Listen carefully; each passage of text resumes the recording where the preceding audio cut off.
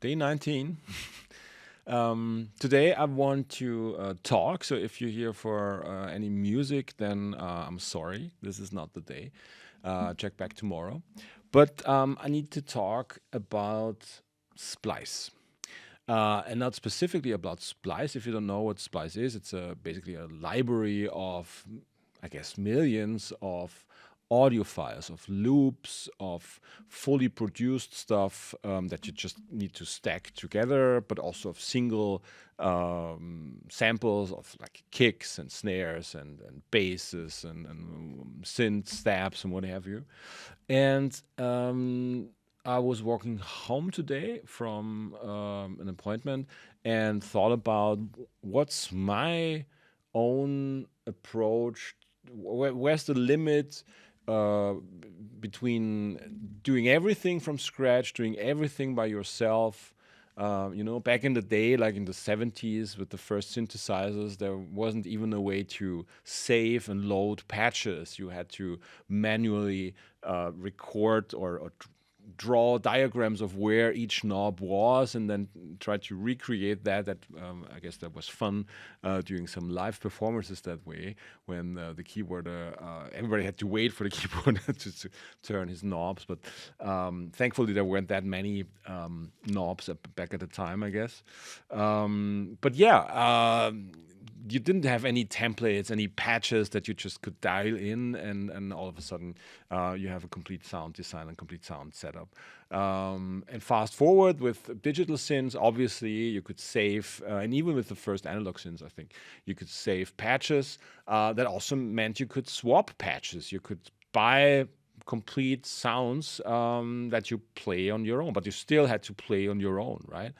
And with the occurrence of sampling and sample-based producing, I think that sort of pushed the line even further in terms of where's your own creativity? Does it come from taking something that's there, like a sample, chopping it up in a way that you don't recognize it, or maybe even just take a very, very few milliseconds of a sample and create new songs like Daft Punk did back in the day. Um, so that was definitely creativity there, right? But what's my take on it? Is it enough for me to just take this loop here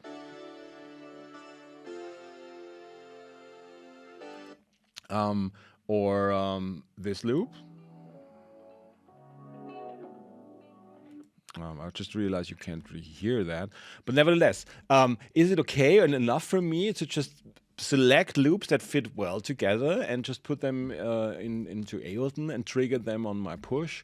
And that's it. And maybe play a synth live as a solo, but for everything else, I just limit myself to starting and stopping loops.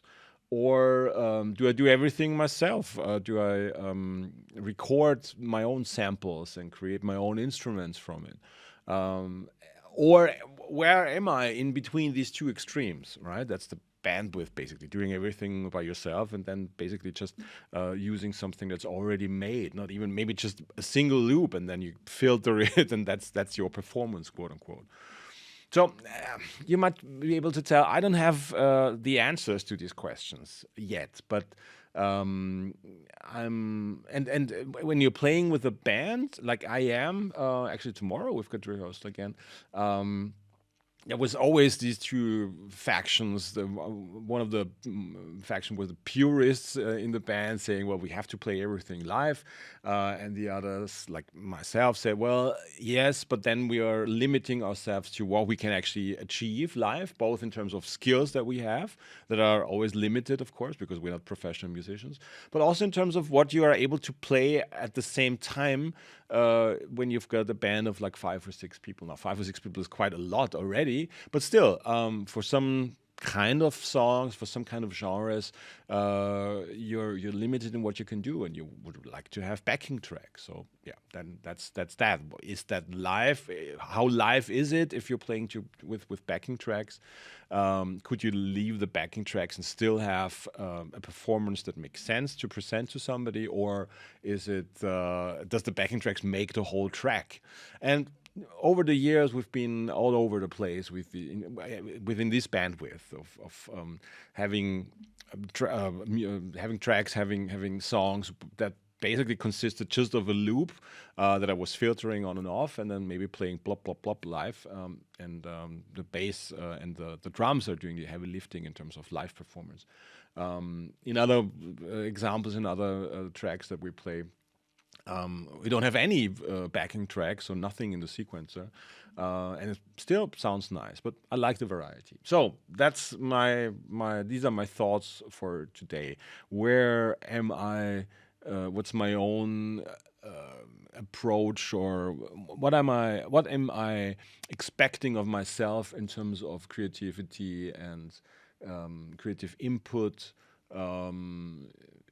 Do I prefer to do as many things live and by myself, at least as I'm able to, or and then accept the fact that it will always sound a little bit limited and not that perfect and not that well produced than if I would be taking any splice loop there.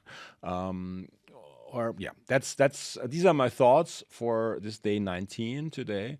Yeah, hope I didn't bore you. Maybe you've got your own answers to these questions. Maybe you answered them already some time ago. I know that I've never really taken the time to properly ask myself these questions. Of course, I'm in contact with all kinds of creative people around my sphere in terms of professional life and also personal friends who have their own challenges in these with these questions in their professional career, like graphic designers, right? Do you where's your line of what you take into as inspiration, but then you do it yourself, or is it enough to just throw together a couple of things, pre-made templates, and the client is happy, you have saved them some time and yourself some effort. So yeah, where's the line there? Comment below if you've got any input on that and any help from me. But in any case, we're gonna talk tomorrow. Bye bye.